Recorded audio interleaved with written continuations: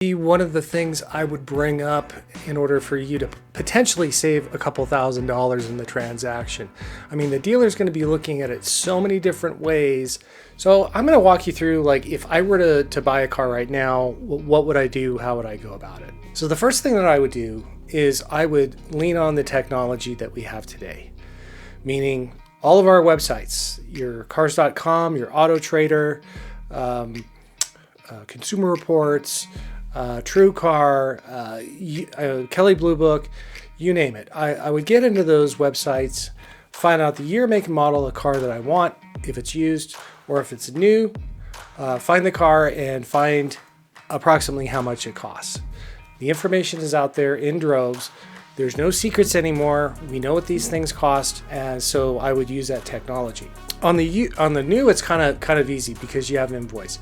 On the used stuff, what you need to do is go to, like, Kelley Blue Book, I think does it, Edmunds, I know does it, cars.com, and put in a trade-in value on the car, on the used car that you're looking at.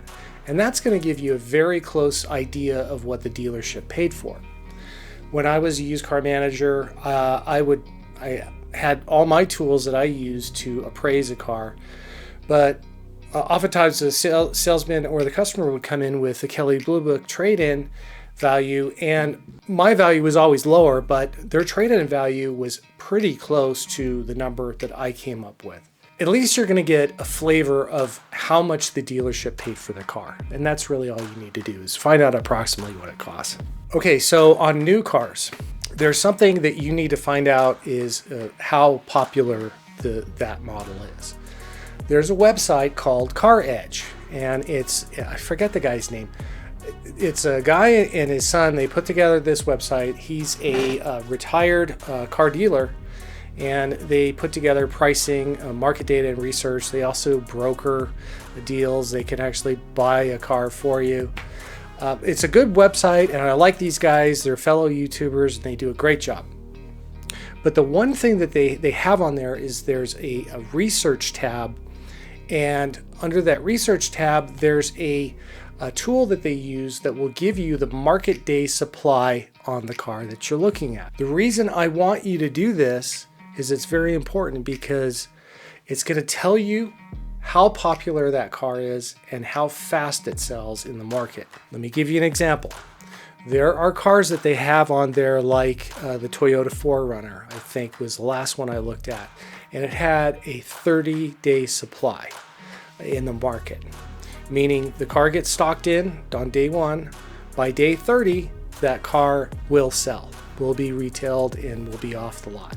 It's very important to know what the market day supply is on the car that you want to negotiate on, because the cars that have a low market day supply, you may not be able to negotiate as well as a car that has a 90 to 120 day market supply. So the faster selling cars, the less dealers are going to be, the less they're going to have flexibility when it comes to offering discounted prices or going to your negotiated deal that you offer them.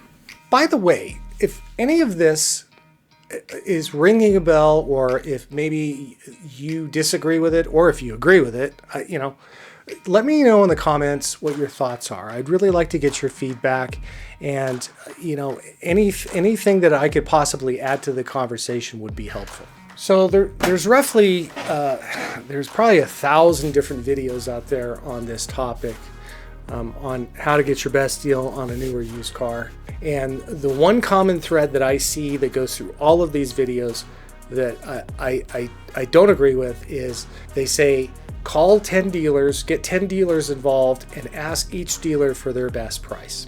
When I was working at the car store, when I was an auto dealer, if a salesman came to me and said, hey boss, a customer called and they want your best price on this car here, I would say, Mr. Salesman, I want you to go over there to that car and look at the window sticker on that car, and that's the best price, because that's the price where you're going to make the most money and the store's going to make the most money. It's just how it works. When you ask them for the best price, it would be the same thing as you going to your realtor and saying, hey, that house that I want, I need you to contact the seller and find out what their best price is on it. It's a ridiculous question and it gets you nowhere. We probably got 50 calls a day by people calling for the best price. And it was always, hey, I need you to come in, drive the car, yada, yada. It gets us nowhere. That brings me to my next point is if you want to buy a car, not if you're shopping for the car. If you want to shop for cars as a hobby, don't do this. But if you want to buy a car and you've picked out the right car and you've done your research and you know how much the car costs, you have to make the first punch. Do not go to the dealer and ask them what's their best price on the car. No, it's an offer and acceptance thing. Do you understand how that works? You have to offer them the price that you would be willing to pay for the car. And if they accept it, then we got a deal, everybody's happy. That's how it works. When we try to play these and we say that dealerships play games, they don't play games. We're making it into a big game. And all you have to do, it's very simple. This is the best way for you to get the best price on the car that you want, is you make them an offer, a reasonable offer. How much should you pay?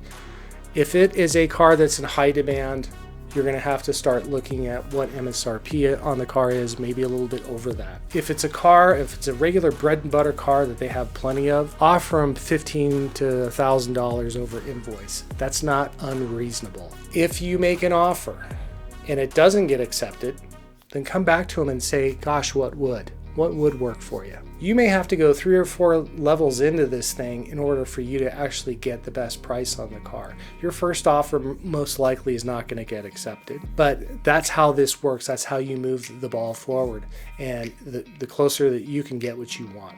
The most important thing to do that could actually save you a lot of money is kind of set the groundwork with the dealer and let them know, yes, I want to buy this car. I'm willing to move forward with it. And more importantly, let them know that you are going to finance the car. The reason that this is important is because the dealership, if they're smart, they look at the big picture. They look at how much profit they're going to make on the sale of the price of the car and how much they could potentially make in finance. When the salesman came to me and said, hey, I got a customer that wants to buy this car, I would always ask them, are they going to pay cash or are they going to finance? As a dealer, if somebody says they're paying cash, then we focus on the price of the car and we lock in on that, and there's a level that we can't go beneath. If the customer is financing, they know that they could potentially make some money over here. So a lot of times, I know for myself, I would take a very, very skinny deal on the front on the sale price of the car if the customer said they were going to finance it, because I knew there was always an opportunity for the finance department to make more money. So, big picture of things. Let them know that you're going to finance. Even if you're going to pay cash, tell them that you're going to finance it. If you're going to finance with your own bank, that's fine. You're not lying to them. You're still going to finance the car. If they think that you're going to finance the car, they're going to look at big picture and they might actually take a very skinny deal on the price of the car because they know that there might be an opportunity there. And speaking of that, there's a video, it's going to be coming up right here, that says cash is not king. And it is true. You need to watch this video because a lot of people don't really think about this. They don't think about the amount of money that you could save if you're going to finance the car against paying cash. So until next time, be good, be well, like and share, whatever we do. Subscribe. Talk to you soon.